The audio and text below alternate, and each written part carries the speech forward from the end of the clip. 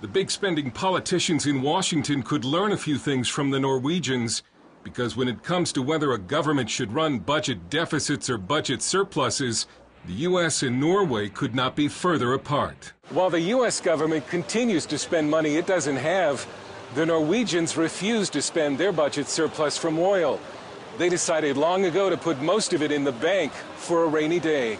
Norway struck oil in the North Sea in 1969, transforming what was once the poor cousin in Scandinavia into one of the richest countries in the world. What we have in Norway that is extremely lucky is that we found oil in the North Sea. But it's more than luck. When the oil money started flowing, Norway's government could have gone on a spending binge like Washington seems to be so fond of doing. Instead, Oslo established the Petroleum Fund, stashing money away in anticipation of a day when Norway might not be so wealthy. The government also passed a law saying that it can only spend 4% a year from the oil fund.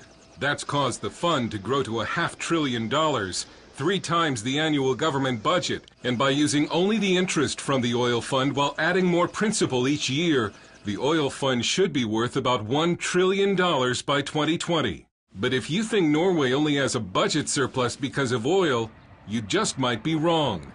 Economist Terje Strom. That's an extremely tricky question. I mean, the only thing I can sort of rely on is that Sweden and Denmark, sort of similar culture and economies and size, have managed quite well.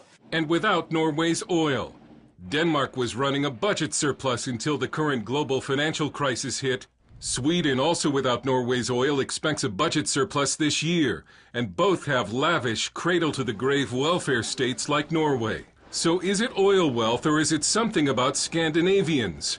Economically, Norway is about as healthy as a welfare state can be, with only 3% unemployment and economic growth that's twice the current rate of the United States. But while some call it paradise, Norway is far from perfect. It's one of the most expensive countries in the world.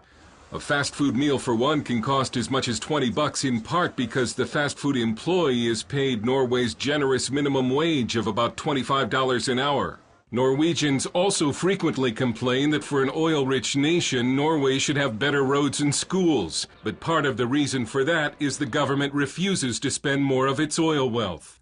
Another concern is that Norway's generous welfare benefits are killing the work ethic, because welfare payments can pay more than some jobs. Economist Vilhelm Vinje. Well, we have a welfare state that reduces the incentive to work. For a lot of people, the welfare would pay more than a job. There's also free health care, free college tuition, and up to 1 year of sick leave with full pay. And as Norway's tiny population of less than 5 million people ages, Vilhelm believes the surplus could evaporate.